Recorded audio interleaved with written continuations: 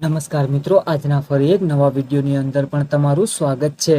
અને મિત્રો, બોટનો નજારો જોયા બાદ તમને એવું માછલું બતાવીશ કે તમે જોઈને પણ તેને જોતા રહી જશો. અને મિત્રો, એમ તો આ માછલું નાનું છે, પરંતુ તેની અંદર ઈંડા પણ છે. અને ઈંડા પણ કેવા મિત્રો, સાવ અલગ જ પ્રકારના. તો મિત્રો, વિડીયોમાં અંત સુધી બન્યા રહેજો, તમને હમણાં જ એ વિડીયો પણ જોવા મળશે.